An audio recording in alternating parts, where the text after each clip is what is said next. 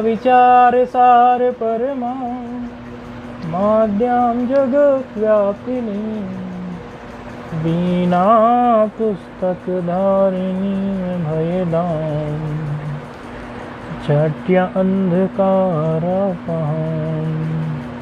हस्ते स्फाटिकमालिकां विदधतीं पद्मासने संस्थितां वन्दे तां परमेश्वरीं भगवतीं बुद्धिप्रदां शारदां येनाक्षरसमाम्नाय मधिगम्य महेश्वरा कृत्स्नं व्याकरणं प्रोक्तं तस्मै पाणिनये नमः वाक्यकारं वररुचिं भाष्यकारं पतञ्जलिं पाणिनिं सूत्रकारं च प्रणतोऽस्मि मुनित्रयं नत्वा सरस्वतीं देवीं शुद्ध्यां गुण्यां करोम्यहं पाणिनीये प्रवेशाय लघुसिद्धान्तकौमुदीम् ऐं ह्रीं ऋक् ऐं ऐ औच ऐवरट् लं यमगणनं झबयो घड़दस् जबगड़दश खप छट चट तव कपयो शससर हल इति वाहिश्वराणि सूत्राणि। फोन पर आवाज स्पष्ट आ रही है? ठीक, शुरू करते हैं।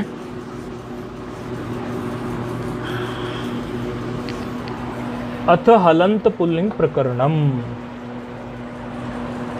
अथ मंगलकारी है, ब्रह्मा जी के कंठ से सहज भाव में ये निकला है। कंठम भित्वा, कंठ को भेद कर सहज भाव में ब्रह्मा मुख से निकला है। पहले ओम निकला है और फिर ये अथ निकला है, अतः ये मंगलकारी है। दूसरा अथ का अर्थ जो है वो अनंतर अर्थ भी है। अभी हमने पूर्व के जो प्रसंग, पूर्व के प्रकरण पढ़े, उसके बाद एक नया प्रकरण शुरू करने जा रहे हैं, तो वहाँ अनंतर अर्थ में भी अथ का अर्थ है। मंगलकारी है और अनंतर अर्थ में भी अथ का अर्थ है। हलंत पुल्लिंग प्रकरणम। अभी इसके पहले हम अजंत पढ़ के आए हैं, तो रूप जो सिद्ध किए हमने वो आई उ रील री क्रम से हमने सिद्ध किए। जो माहेश्वर सूत्र का क्रम है अचोका, उसी क्रम से हम रूप सिद्ध करते आए। राम, सर्व, हरि इत्यादि के रूप सिद्ध किए हमने। अब हलंत पुल्लिंग में हलंत हयावरट हकार से शुरू होंगे, वो रूप हम सिद्ध करेंगे। प्रकरणम, प्रकरण की आप जानते ही हैं परिभाषा, लक्षण क्या, प्रकरण किसके लिए बोलते हैं। शास्त्र एक देश संबद्धम, शास्त्र के एक देश से जो संबंध रखता हो। मतलब क्या हुआ? मतलब ये हुआ कि शास्त्र तो 4000 सूत्रों का है, 4000 सूत्र हैं शास्त्र में तो, लेकिन उसका एक देश, अर्थात उन 4000 सूत्रों में से आप जो है सुबंत पढ़ रहे हैं, और सुबंत में से भी, सुबंत का भी एक देश आप हलंत पुल्लिंग प्रकरण पढ़ रहे हैं। तो शास्त्र के एक देश का जो एक देश से जो संबंध रखता हो उसको प्रकरण कहते हैं। तो ये हो गया आपका अथ हलंत पुल्लिंग प्रकरण के बारे में थोड़ा सा। ठीक है, अजंत में जैसे अकार से रूप सिद्ध होने शुरू हुए थे, यहाँ पर हकार से होंगे, हयावरट पद्धति से चलेंगे। तो सर्वप्रथम हमारे सामने जो रूप प्रस्तुत होता है लघु सिद्धांत कौमुदी क्रम में, पाणिनि जी ने जो सिद्ध करने के लिए बोला और जो ग्रंथकार ने जिसको लिया, सर्वप्रथम पाणिनि जी ने तो सूत्र का किया, उन्होंने तो ये कहा नहीं ये रूप सिद्ध करो। तो ग्रंथकार ने जिस रूप को लिया वह रूप है लेढ़ीति लिट। चाटने वाला हो कोई, चाटने वाले को क्या कहते हैं? चाटने वाले लीह। क्या है? लीह आस्वादने धातु है। इस प्रकार की लीह आस्वादने धातु है।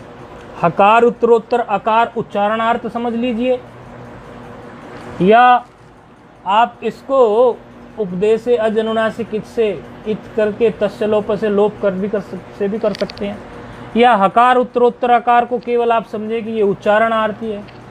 लीह आस्वादने धातु है। आस्वादन चाटने के अर्थ में, लीह आस्वादने।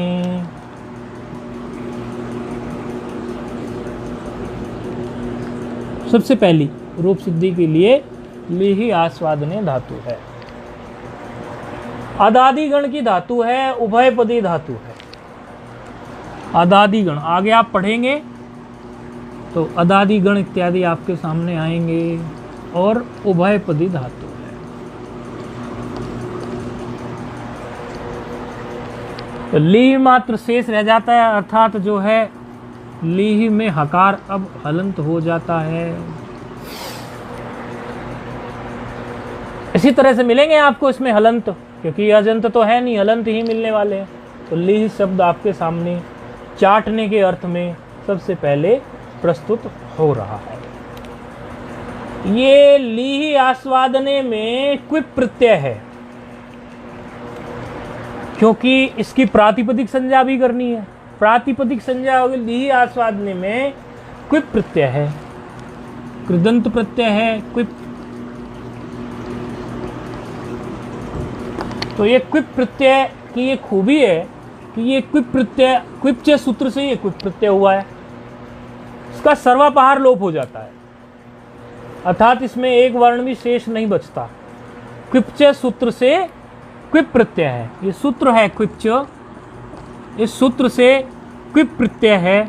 ये क्विप प्रत्यय जो है इसका सर्वापहार लोप हो जाता है, संपूर्ण लोप हो जाता है। लोप हुआ कोई बात नहीं, प्रत्यय लोपे प्रत्यय लक्षणम से ये कृदंत तो शब्द हो ही गया। जब ये कृदंत हो गया तो कृदंत होने से लीह के कृत्यधिक समासाश्च से प्रातिपदिक संज्ञा इसकी हो गई। ये आप पहले भी करके आए हैं। प्रातिपदिक संज्ञा करने के दो सूत्र आपने पढ़े हैं, अर्थवत धातु प्रत्यय प्रातिपदिकम, और ये कृत्यधिक समासाश्च।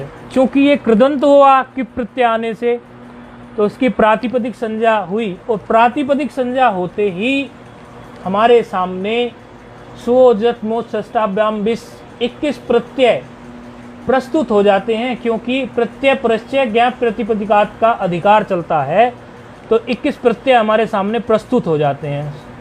सुओजस मोट षष्ठाभ्याम इत्यादि जो है 21 प्रत्यय हमारे सामने प्रस्तुत होते हैं।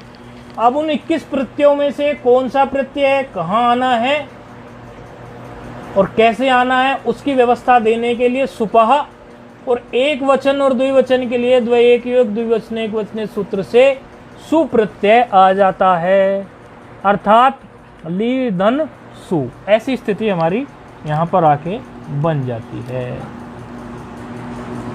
लीह लीहो धन सु। सु में आप जानते ही हैं उपदेशज अनुनासिक से तस्य लोपा से लोप, लीह धन स रह जाता है। एक बड़ी सुंदर बात आप ये हलंत पुल्लिंग प्रकरण में देखेंगे, प्राय प्राय आपको जो आजादी प्रत्यय होंगे उन आजादी प्रत्ययों में कोई सूत्र लगाने की जरूरत नहीं पड़ेगी। प्राय प्राय कहीं कोई एक आध लगेगा तो देखेंगे। जैसे जो हलादी प्रत्यय वहां पे थे, वहां कोई सूत्र हमें अधिक लगते नहीं थे, कभी कभार कोई सूत्र लगते थे। व्याम व्याम व्याम में, भिस में, सुप में, उनमें कोई खास लगते नहीं थे हमारे सूत्र, क्योंकि एक तरफ अजंत होता था, दूसरी तरफ हलंत प्रत्यय होता था, तो सामान्य रूप से मिला देते थे, रूप सिद्ध हो जाता था। ये हलंत पुल्लिंग प्रकरण में क्या होगा, यहाँ पर जो हमारे आजादी प्रत्यय है, क्योंकि हलंत पुल्लिंग में क्या है, सारे शब्द हलंत होंगे, और दूसरी तरफ जो होगा आजादी प्रत्यय होंगे। आजादी प्रत्यय में क्या है, औ, जस का बचेगा अस, सस का भी बचेगा अस। इस तरह से ये आजादी प्रत्यय, औट का औ, और अम, ये सब आजादी प्रत्यय, गसी, गस, गे, इस तरह के आम, ओस, ये जो आजादी प्रत्यय हैं, गे, इन आजादी प्रत्ययों में कोई विशेष सूत्र लगने वाले नहीं है, इसलिए इनको हम ऐसे ही बोल के आगे निकल जाएंगे कि मिला दीजिए। इसमें कोई सूत्र लग रहा होगा तो सूत्र को संबोधित करेंगे, समझाएंगे और बताएंगे रूप कैसे सिद्ध हुआ, अन्यथा तो हम बोलेंगे कि बस सीधे मिला देना है, रूप सिद्ध हो गया। तो एक तो ये ध्यान रखना है। तो अब हमारा ये जो सु है, सु में जो सकार बच गया, ये तो आजादी प्रत्यय नहीं है, ये तो हलादी प्रत्यय है। अच्छा, हलादी प्रत्यय तो अवश्य है ये, लेकिन आप ये देखिए इसमें कि लीही धन सु की स्थिति में जब सकार बच गया तो एक सूत्र जो आप पहले पढ़ के आए हैं वो बड़ा प्रयोग होने वाला है हलंत पुल्लिंग में, तो आप उसकी वृत्ति को बिल्कुल रट्टा मार ले, या तो आपको पक्की होगी उसकी वृत्ति, उस सूत्र को आप फिर से ध्यान कर ले। सूत्र क्या है? हल ज्ञाभ्यो दीर्घात सुतिष्ठ प्रक्तम हल, हल ज्ञाभ्यो दीर्घात सुतिष्ठ प्रक्तम हल। क्या कहता है वो? हलंतात परम दीर्घो यो ज्ञापौ तदंतात परम सुतिष्य तद प्रक्तम हल लुप्यते। कह रहा है कि हलंत से परे दीर्घ गी आप और हलंत से परे हो, या दीर्घ गी या दीर्घ आप से परे, यदि सु, ती और सी तीन प्रत्यय बताए, सु प्रत्यय हो, ती प्रत्यय हो या सी प्रत्यय हो, इनका यदि अपृक्त हल शेष बचा है, अपृक्त हल आप जानते ही हैं, अपृक्त हल किसको बोलते हैं? एक ही अपृक्त एकाल प्रत्यय से आप ये देख के आए हैं, अपृक्त एकाल प्रत्यय सूत्र से, कि एक ही जब हल, एक ही वर्ण जब बच जाता है तो उसी की अपृक्त संज्ञा होती है। तो इस तरह यदि कोई हल शेष रहा है तो उस हल का लोप हो जाए, तो सु में भी केवल जो है सकार मात्र शेष रहा, उपदेशे अजनुनासिकित से और तस्य लोप से अनुबंध लोप हुआ। तो जब सकार मात्र शेष रहा तो हलंत जो है, हलंत से पर में भी है, शर्त पूरी हो गई। शर्त पूरी होगी तो हल ज्ञाभ्यो दीर्घात सुतिष्ठ प्रक्तम हल सूत्र से सु का लोप हो गया। ठीक है, सु का लोप हो गया। लेकिन एक बात आप समझ लो, सु आया और सु चला गया, सु आया और चला गया, अर्थात आपका सुप्तिगंतम पदम से इसकी पद संज्ञा हो गई, क्योंकि सु आया और गया तो प्रत्यय लोपे प्रत्यय लक्षण से तो इसकी सुबंत, इसकी सुप्तिगंतम पदम से पद संज्ञा तो हो ही गई, तो ली शब्द की यहाँ पर पद संज्ञा हो गई, ली जो है यहाँ पर पद हो गया। ठीक है, अब ऐसी स्थिति में क्या करें? ऐसी स्थिति में सूत्र प्रस्तुत होता है, सु का लोप हो गया किससे? हल ज्ञाभ्यो दीर्घात सुतिष्ठ प्रक्तम हल से, और ली मात्र शेष बचा। ऐसी स्थिति में सूत्र प्रस्तुत हो रहा है, वो विशेष कार्य कराने आ रहे हैं।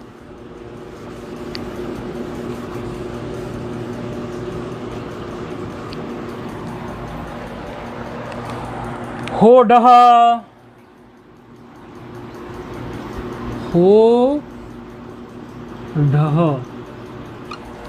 सूत्र है हो ढह। सूत्र में दो पद है, हो ढह, एक षष्ठी पद है, षष्ट्यांत है हो ढह में, और एक जो है प्रथमांत है। ये तो आप जानते ही हैं, षष्ठी हुई तो षष्ठी से ये स्पष्ट समझ में हमें आ जाता है कि षष्ट्यांत पद है, अर्थात उसके स्थान पर कुछ होने वाला है। ये षष्ठी है और ये ढह प्रथमा है, और जो प्रथमा में पद होता है वही आने वाला है। ये बात तो आप बहुत बार देख चुके हैं। 8-2-31 सूत्र है अष्टाध्यायी क्रम के अनुसार। हो ढह, हो ढह क्या कह रहा है? सूत्र, पहला सूत्र है ये। सूत्र कह रहा है हस्य, देखो आ गया ना, हस्य अर्थात हकार के स्थान पर ली में अकार मिल रहा है ना, हस्य ढह स्याद झली पदांते च। कह रहा है झल परे होने पर या पदांत में हकार होने पर, झल परे होने पर या पदांत में हकार होने पर क्या करो? हकार के स्थान पर ढकार हो, या तो झल परे हो या पदांत हो वो। तो झल परे की स्थिति यदि हम देखने चाहें तो सु का यदि आप लोप ना करो तो सु जल में आता है तब भी सूत्र लग जाएगा। और यदि आपने सु का लोप हलगाभ्यो दीर्घात श्रुति सप्रक्तम हल से समझ लिया तब भी पदांत तो मिल ही गया, हमें पद तो ली ही बन ही गया, क्योंकि सुप्तिगंतम पदम से इसकी पद संज्ञा हो गई, तो ली शब्द की पद संज्ञा भी है। तो अभी हम इसको पदांत समझकर कार्य कर लेते हैं। स्थिति हमारी है लीह। लीह में हो डहा सूत्र से हकार को क्या हो गया, ढकार। हकार के स्थान पर आदेश क्या हो गया, ढकार। तो क्या बन गया, लीह था तो क्या हो गया, लिड। लिड हो गया, हकार के स्थान पर ढकार आदेश हो गया। अब आप जरा ये देखिए, पद तो ये बन गया है, आपको जलाम जसवंत प्राप्त है कि नहीं है। यहाँ पर ये सूत्र का क्रम आप अपनी नोटबुक जो भी बनाते हैं, जो आपके नोट्स बनाते हैं, उसमें ठीक उसी प्रकार क्रम लिखना। हम यहाँ भले क्रम लिखें या ना लिखें, जैसे पहला सूत्र तो यही हो डहा लग गया, हो डहा सूत्र लग गया। यदि उससे भी पहले यदि आप देखो लीह के समय पर ही आप देखो तो सबसे पहले क्या सूत्र हमने उपयोग किया, उस सारे सूत्र का क्रम आपके मस्तिष्क में होना चाहिए, उसे लिखने का अभ्यास बनाओ। तो अगर आप इसे लीह के समय पर ही देखेंगे, जब सु का लोप हुआ है तो हलगाभ्यो दीर्घात श्रुति सप्रक्तम हल से हुआ है, तो वह भी आप लिस्ट में पूरी तरह लिख दें। उसके बाद दूसरा सूत्र लीह की स्थिति में क्या लगा है, हो डहा। हो डहा से क्या हुआ, हकार को ढकार आदेश हो गया, लिड हो गया। अब यहाँ पर जलाम जसवंते भी प्राप्त है। अच्छा, दूसरी बात, जब ये लीह जन सु था तो सहायक सूत्र क्या कौन कौन से आए, सहायक सूत्र उस समय पर आपको एक तो प्रत्यलोपे प्रत्यलक्षणम, प्रत्यलोपे प्रत्यय, ये पूरी की पूरी कहानी हम इसलिए बता रहे हैं, ये मस्तिष्क में आपके उपस्थित होनी चाहिए। प्रत्यलोपे प्रत्यलक्षणम से क्या हुआ, आपका प्रत्यय जाने के बाद भी जो प्रत्यय का लक्षण है वो शेष बचा, उसी की मदद से सुप्तिगंतम पदम से लीह शब्द की पद संज्ञा हुई। देखो क्रम क्या बना, यहाँ पर एक बार और बता देते हैं। ली शब्द है, ली शब्द में पहले हलगाभ्यो दीर्घात श्रुति सप्रक्तम हल से सु का लोप हो गया। सु का लोप होने के बाद में सु के सकार का, क्योंकि अप्रयुक्त हल का करता है, सु का लोप सु के सकार का लोप हुआ, अप्रयुक्त हल का लोप हुआ। उसके बाद में जब यहाँ ली मात्र शेष बचा, तो ऐसी स्थिति में प्रत्यलक्षण, प्रत्यलोपे प्रत्यलक्षणम एवं सुप्तिगंतम पदम की मदद से, उन सहायक सूत्रों से ली शब्द की क्या हो गई, ली शब्द क्या हो गया, पद हो गया। पद होने के बाद में हो डहा सूत्र से हकार को ढकार आदेश हो गया, तो अभी क्या आ गया, लिड। अब यहाँ इसके बाद जलाम जसवंते सूत्र प्राप्त है। जलाम जसवंते क्या मांगता है, पदांत में जल मांगता है, तो ढकार जल में आता है कि नहीं आता है, तो आता है जल में। तो जलाम जसवंते से आप क्या कर देंगे, ढकार को, जब जलाम जसवंते आदेश कराता है तो जलों के स्थान पर क्या आदेश कराता है, जश आदेश। जस आदेश करने का स्थानकृत सादृश्यता जब आप देखने चलेंगे तो सूत्र कौन से प्रस्तुत होंगे, स्थाने अंतरतमः तुल्यास्य प्रयत्नम सवर्णम, ये आपके मस्तिष्क में होने चाहिए। जब आप जश आदेश करने जा रहे हैं झल के स्थान पर, तो स्थानकृत सादृश्यता देखेंगे कि नहीं देखेंगे। तो सबसे पहले स्थाने अंतरतमा ये कहेगा कि सदृश्यतम आदेश स्यात्, क्योंकि ये कौन बताएगा, यही सूत्र बताएगा, स्थानीय अंतरतमा सदृश्यतम आदेश स्यात्। अब जब सदृश्यतम आदेश की बात आएगी तो सदृश्यतम आदेश कौन सा सूत्र लेके आएगा, तुल्यास्य प्रयत्नम सवर्णम। वहां से फिर इसकी आप जो है स्थानकृत सादृश्यता, अन्य सभी ढंग से उसकी सादृश्यता देखने के बाद ये निर्णय लेंगे कि जबगढ़ दश में से, क्योंकि जश में क्या है, जब गढ़ ड, यहां तक है, 5 वर्ण है इसमें, तो जबगढ़ दश में से आप ढकार के स्थान पर कौन से वर्ण को बैठाएंगे। तो इस प्रकार की जब आप तुलना करेंगे तो आपको पता चलेगा। वैसे तो शॉर्टकट भी बताया हुआ है आपको, जब जलाम जसवंते आपको कहीं लगाना है, जल के स्थान पर जब जश आदेश करना है, तो ध्यान रखना जो जल का वर्ण वहां बैठा हुआ हो, उस जल के वर्ण को ये देखना वो किस वर्ग का है। तो ये किसका है, टवर्ग का है, ट ठ ड टवर्ग का, तो टवर्ग का ही आप तृतीय बैठा देना। तो तृतीय बैठाने से आप बिल्कुल जब देखेंगे, ये शॉर्टकट है, स्थानकृत सादृश्यता बिल्कुल फिट बैठ जाएगी। तो तृतीय वर्ण कौन सा है, लिड, डकार। तृतीय वर्ण कौन सा है, टवर्ग का डकार। तो ढक्कन के स्थान पर क्या आ गया, डकार, लिड हो गया। ठीक है, जलाम जसवंते लगा यहाँ पर, तो ये सब आप क्रम से लिखते जाना। ऐसा नहीं है कि हम यहाँ बोर्ड पर सारी चीज़ें नहीं लिख रहे हैं तो आप भी ना लिखें, हम तो समझा रहे हैं आपको, उसके साथ साथ जो लिखते हैं उसको लिख देते हैं, कई बार सभी को नहीं भी लिखते, लेकिन आपको वो क्रम से लिखना है। जैसे आप अपने नोट्स भेजेंगे चेक होने के लिए तो हम उसको बिल्कुल कट कर देंगे यदि आप क्रम से नहीं लिखेंगे। रूप आपने यदि सही सिद्ध किया हुआ है लेकिन सूत्रों का क्रम सही नहीं बैठाया हुआ है तो हम उसको पूर्ण नहीं मानेंगे। तो जलाम जसवंते से ये ढकार को क्या हो गया, डकार। अब इसके बाद में ये देखिए विरामो अवसानम से अवसान संज्ञा है, क्योंकि इसके आगे कुछ और तो है नहीं, लिड के आगे बिल्कुल खाली है, तो अवसान संज्ञा हो गई विरामो अवसानम से। जब अवसान संज्ञा हो गई तो अवसान संज्ञा होते ही सूत्र प्रस्तुत हो गया वावसाने। वावसाने सूत्र क्या करता है, विकल्प से चर आदेश करता है, विकल्प से झलों को चर आदेश करता है। डकार झल में है और उसको चर आदेश करेगा, तो चर आदेश करने का भी और विकल्प से करता है, शॉर्टकट बताया हुआ है, क्योंकि खरीचा में भी चर आदेश होता है ना, तो उसका शॉर्टकट आपको सिखाया था। चर आदेश करने के लिए वर्ग का प्रथम वर्ण बैठा देना होता है। तो डकार किसका है, टवर्ग का, तो प्रथम वर्ण कौन सा बैठ जाएगा इसकी जगह पे, टकार, तो क्या बन गया, लिट। और दूसरे पक्ष में, एक पक्ष में लिट बन गया और दूसरे पक्ष में क्या रहेगा, लिड ही रहेगा। ठीक है, समझ आ रहा है फोन पर? हाँ, तो रूप क्या बन गए, प्रथमा विभक्ति एक वचन में ली के लिट और लिड, दो रूप सिद्ध हो गए। अब आप प्रथमा द्विवचन में जाओगे, आजादी प्रत्यय है, ली धन औ मिला दोगे, सीधा सीधा रूप बन जाएगा लिहौ, लिहौ बन गया, कोई बड़ी बात नहीं है। अस में जाएंगे, सुओ जस, जस का बचेगा अस, अस की स्थिति में जाएंगे, अभी तो बता रहे हैं आगे नहीं बताएंगे क्योंकि सामान्य ही है। अस की स्थिति में जाएंगे तो अकार मिल जाएगा, अकार के साथ फिर सकार को ससो रू और फिर विरामो अवसानम और खरावसानियो विसर्जनीय, तो रुत विसर्ग करने से क्या बन जाएगा, लिह, लिह ऐसा विसर्ग भी रहेगा। तो फिर अम की स्थिति में क्या होगा, वो भी आजादी प्रत्यय है, द्वितीय एक वचन लिहम, अम की स्थिति में।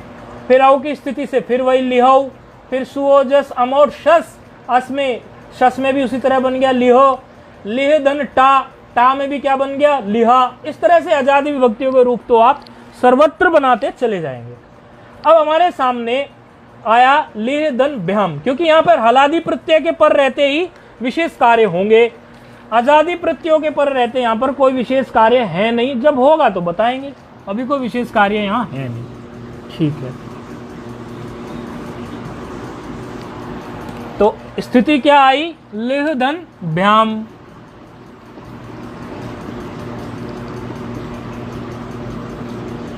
चाटना अर्थ है इसका, भूलना नहीं है, लेह धन व्याम। अब यहां पर इसकी क्या करेंगे, पहले पद संज्ञा कर लेंगे। पद संज्ञा इसकी किससे होगी, पद किससे बनाएंगे इसको, पद संज्ञा इसकी हो जाएगी, आप लोगों ने सूत्र पढ़ा है, स्वादिश्व सर्वनाम स्थाने। सूत्र क्या कहता है कि सु आदि की असर्वनाम स्थान में, दो सूत्र आए थे ना, यचि भम और स्वादिश्व सर्वनाम स्थाने। यचि भम तो अपनी जो भा संज्ञा थी वो आजादी और यकार आदियों की कर देता था, लेकिन ये भ्याम इत्यादि में जो अवकाश मिलता था वो किसको मिलता था, स्वादिश्य असर्वनाम स्थाने को। स्वादिश्य असर्वनाम स्थाने क्या करता था, स्वादिश्व सर्वनाम स्थाने है, तो स्वादिशु असर्वनाम स्थाने होता है ना, असर्वनाम स्थान में पद संज्ञा कर देता है। तो ली शब्द की यहाँ पर पद संज्ञा होगी, सुप तिङंतम पदम से नहीं होगी, क्योंकि अभी मिला नहीं है, ये अभी हुआ नहीं है, ये पद अभी लिहिधन भ्याम की स्थिति है, इसीलिए इसकी पद संज्ञा ध्यान रखना, गलती मत करना, स्वादिश्व सर्वनाम स्थाने से करनी है। ठीक है, पद संज्ञा हो गई तो हकार किस में हो गया, पदांत में स्थित हो गया। पदांत में स्थित हो गया तो होढ़ा सूत्र लग सकता है, क्योंकि होढ़ा क्या मांगता है, या तो पदांत मांगता है या झलादि पर में मांगता है, या तो पदांत मांगता है या फिर झलादि पर में मांगता है। तो यहाँ हम इसको पदांत समझकर होढ़ा सूत्र इसमें लगा देते हैं।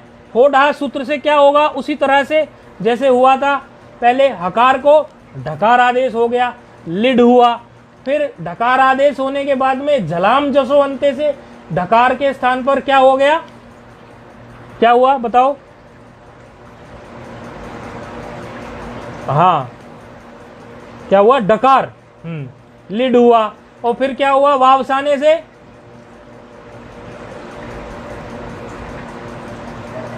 वावसाने लगेगा, तो वावसाने लगेगा यहाँ अवसान संज्ञा ही नहीं होगी, पर में भ्याम है, खाली स्थान थोड़ी मिल गया इसको, अवसान थोड़ी मिल गया। इसलिए मैंने जानबूझ के बोला केवल जलाम जसवंते लगेगा।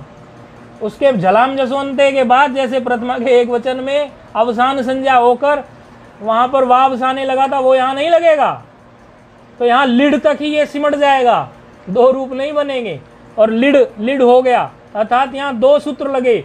ली से लिड हुआ, किससे हुआ, ली से लिड, हो ढहा से ही, और लिड, हाँ, और फिर लिड के बाद में जलाम जसवंते लगा, जलाम जसवंते से डकार को डकार हुआ, तो रूप क्या सिद्ध हो गया, लिड भ्याम।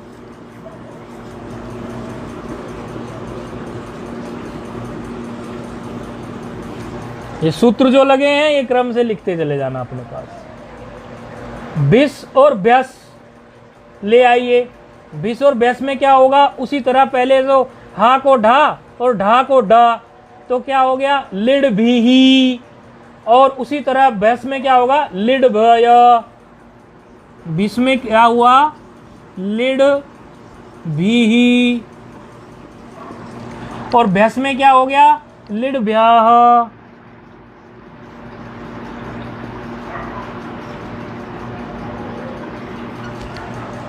ठीक है, सिद्ध हो गया बिस और ब्यस में। अब स्थिति क्या आई, गे में उसी तरह से ए बचा तो लिहे हो गया। फिर गसी और गस में क्या बचा आपके सामने, गसी और गस में अस बचा, अस से फिर लिह बन गया। और ओस में लिहि धन ओस, ओस में क्या हुआ, लिहो हो। और लिहि धन आम में क्या हुआ, लिहाम। और लिहि धन गी में क्या हुआ, लिही। ये सामान्य है। सप्तमी का बहुवचन आ गया सुप, क्योंकि यहाँ प्रत्यय जो है अब हलादी आ गया, अब आजादी नहीं है, हलादी आ गया। तो स्थिति क्या आ गई, इसमें थोड़ा सा कार्य है इसलिए बोर्ड पर लिख रहे हैं अलग से, इसको मिटा के। स्थिति क्या आ गई यहाँ पर, लिड पहले तो हाँ लिड धन सु, वहां तक तो ले आओ इसको खींच कर। किससे लाओगे, खींच के। उसी प्रकार ली से लिड हुआ, हो ढहा से फिर जलाम जो सोनते लगा दिया, तो लिड धन सु तक तो आप इसको खींच के ले आना। लिड धन सु तक समझ में आ गया ना कैसे आया, सुप का सु, ये सुप का सु है, सप्तमी विभक्ति बहुवचन का। तो लिड धन सुप में लिड धन सूर बचा, पकार तो हलंत्यम और तत्सलोप से हो गया अनुबंध लोप। अब लिड धन सुप की स्थिति में अब आप ये देखिए कि यहां पर आपको दो सूत्र प्राप्त हैं।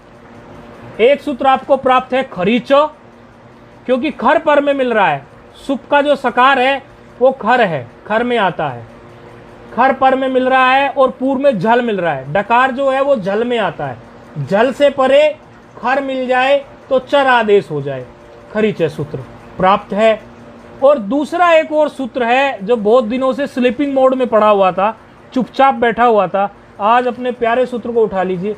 डह सी धुट सूत्र है, डह सी धुट। ये डह सी धुट जो है ये डकार से पर में जब सकार मिलता है तभी कार्य करता है। देखो बहुत दिनों के बाद इसको डकार से पर में सकार मिल रहा है, डह सी धुट सूत्र को।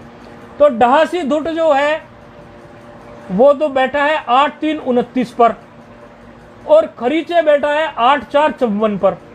इसीलिए पूर्वत्र सिद्धम से डह सी धुट से कार्य होगा, न कि खरीचा से, क्योंकि खरीचा जो है पर में है 8-4-54 पर में है, और डह सी धुट जो है वो पूर्व में है 8-3-29। तो डह सी धुट से कार्य करा लेंगे। डह सी धुट क्या करता है, विकल्प से धुट करता है। डह सी धुट जो है विकल्प से धुट का आगम करता है। आदंतो टकितो से टित है, धुट क्या है, टित है। तो टित जो है वो कहाँ बैठा देंगे, पूर्व में बैठा देंगे। तो स्थिति क्या आएगी, लिड और धुट का धुट बैठा दो सुप के पहले, टकार तो चला ही जाएगा, तो धू मात्र धकार मात्र शेष रह गया। लिड धन ध सु, ऐसी स्थिति आ गई, समझ आ रही है ना। हाँ, ऐसी स्थिति। और दूसरे पक्ष में लिड, लिड नहीं, लिड, क्योंकि हलंत चल रहा है, लिड सु, दूसरा पक्ष ऐसा ही रहेगा, लिड सु, क्योंकि उसमें नहीं होगा, एक पक्ष में करता है, ये विकल्प से कार्य करता है। तो द से दुट ने क्या किया, दकार। अब यहां पर सूत्र लगेगा 2 बार, कौन सा, स्टुनाष्टुहु, स्टुनाष्टुहु। पहले स्टुनाष्टु किस किस के बीच लगेगा, धकार को ढकार करने आएगा, धकार को ढकार करने आ जाएगा। किस किस के बीच में लगेगा स्टुनाष्टु, पहले डकार और धकार के बीच में लगेगा, डकार और धकार के बीच में स्टुनाष्टु लगेगा।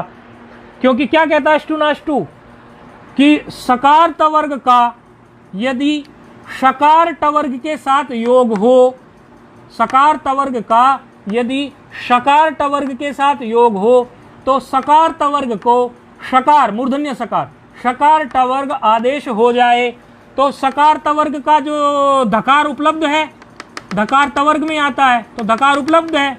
और योग किसके साथ है, टवर्ग के साथ योग है, टवर्ग का ढकार उपलब्ध है, क्योंकि स्थिति है लिड धन ध और सु ऐसी।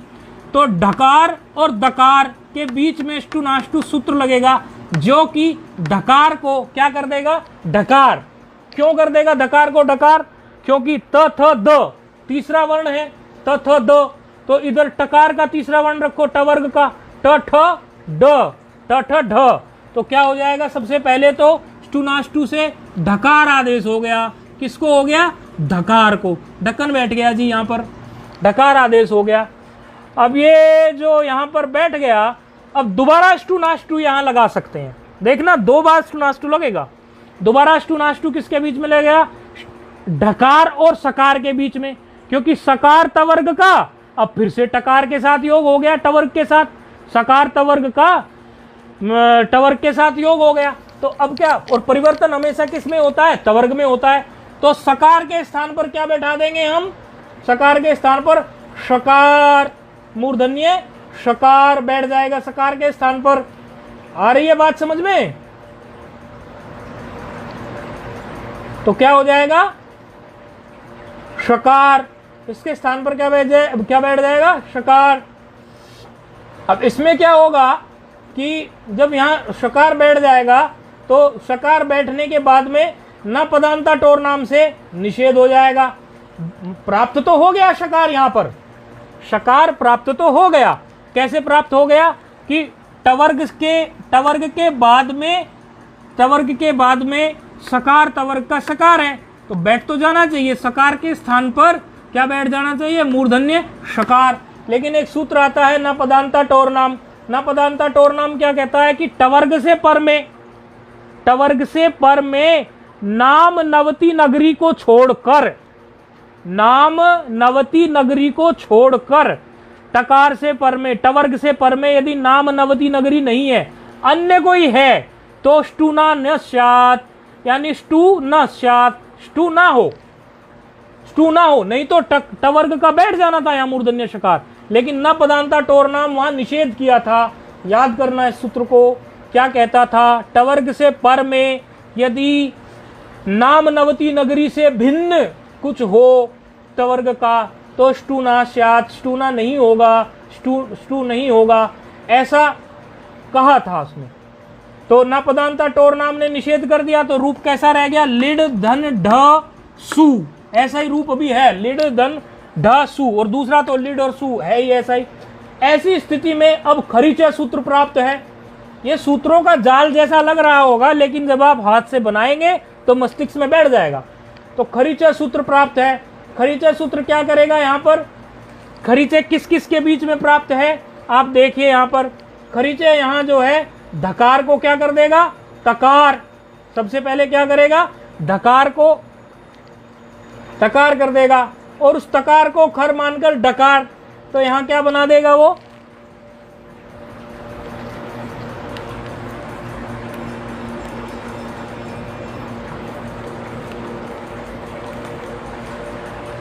ना पदांता टोर नाम ने निषेध कर दिया था, तो यहां स्थिति क्या रह गई थी, ना पदांता टोर नाम के कारण धकार ही रह गया था, डकार नहीं, धकार ही रह गया था, पर में सू था ना, तो वहां धकार ही रह गया था, डकार नहीं है, धकार ही रह गया था। ये ढकार गलती से लिखा गया, धकार ही रह गया था, तो धकार की स्थिति ही रह गई थी, लिड धन धकार सु, ऐसी स्थिति ही रह गई थी, क्योंकि नापदांता टोर नाम ने तो दोनों पक्षों में निषेध किया ना। नापदांता टोर नाम समझ में आ रहा है सूत्र? ये कहता है कि यदि आपका, क्योंकि उसने उस तरह से होने ही नहीं दिया उसको, पहले में तो उसने क्या, प्रथम रूप में तो उसने धकार को ढकार तो बनाया, और दूसरे में उसको टकार धकार को, उसने धकार को ढकार बनाया, तो उसमें स्थिति उसकी क्या आ गई, धकार को टकार बनाने से आगे नापदांता टोर नाम ने उसका निषेध कर दिया। तो नापदांता टोर नाम के निषेध कर देने से नहीं हुआ, कुछ नहीं हुआ, तो खरीचय सूत्र प्राप्त है। अब खरीचय सूत्र क्या कहता है, जल से पर में, जल से पर में यदि खर हो तो चर आदेश हो जाए, तो धकार को क्या हो गया, तकार, धकार को तकार हो गया, फिर तकार को खर मानकर जो डकार है, अब तकार को तकार रख देंगे जब हम, तो तकार में फिर डकार जो है, लिड का डकार, और तकार जो आया है डकार के स्थान पर खरीचय से, उस तकार को खर मानकर फिर हम डकार को टकार कर देंगे, डकार को प्रथम वर्ण कर देंगे टकार, तो लिट हो गया, ये लिट धन तकार धन सु, लिट हो गया, और मिला देंगे तो क्या हो गया, लिटत्सु, हाँ लिटत्सु। और दूसरे में क्या हो गया, डकार को टकार, डकार को टकार किससे हुआ, डकार को टकार, उसमें तो डकार को टकार प्राप्त हो सकता है, तो दूसरे में क्या हो गया, खरीचय से डकार को टकार। यानी खरीचय सूत्र जो है, खरीचय सूत्र पहले रूप में भी लगा और खरीचय सूत्र दूसरे रूप में भी लगा, और 2 बार लगा। पहले हमने इसमें सबसे पहले क्या रूप लगाया, ढसी धुट, ढसी धुट लगाने के बाद में जब यहाँ पर इसको धुट का आगम हुआ, धकार हुआ, उसके बाद यहाँ पर स्टुनाष्टु सूत्र से धकार, स्टुनाष्टु सूत्र से धकार को ढकार, और ढकार को ढकार, और दूसरे में सकार को शकार प्राप्त होता है, लेकिन न पदांता टोर नाम जो है निषेध कर देता है। तो जब उसने निषेध कर दिया तो उसके बाद हमने खरीचय लगाया, और खरीचय से धकार को तकार हो गया, और तकार को फिर खर मानकर यहाँ पर डकार को टकार हो गया, तो एक रूप बन गया लिटत्सु, और दूसरा रूप बन गया हमारा लिटसु। इस प्रकार ये 2 रूप इसमें सिद्ध हुए। तो लीही के सारे रूप सिद्ध हुए। एक बार आप जो ये पूरी डकार टकार में ये कई सूत्रों का जो आपको जाल जैसा सा लगा होगा, इसको आप ठीक से बना लेंगे, तो ठीक से जब आप बनाएंगे, बनाने के समय पर आप इसमें जब ध्यान देंगे तो आपको बिल्कुल ये प्रक्रिया दिमाग में बैठ जाएगी। जब अपने हाथ से आप उसको बनाएंगे तो रूप सिद्ध हुए। प्रथमा के रूप जो 2 बने हैं, और बाकी रूप जो है एक एक ही बने हैं। संबोधन के भी उसी तरह 2 बन गए हैं। उच्चारण कर लेंगे, लिट लिड लिहौ लिहह, लिहम लिहौ लिहह, लिहा लिडभ्याम लिडभिः, लिहे लिडभ्याम लिडभ्यः, लियह लिडभ्याम लिडभ्यः, लियह लिहोहो लिहाम, लिही लिहोहो लिट्सु। 2 रूप बने ना इसमें, सु में लिटत्सु और लिट्सु 2 रूप बने ना, हे लिट, हे लिड, हे लिहाउ, हे लिह, ऐसे ये 2 रूप इसमें बन गए। ये लिड का रूप, आप ली का रूप जब आप बनाएंगे, बाकी सब तो बिल्कुल सीधे सीधे बनते चले गए।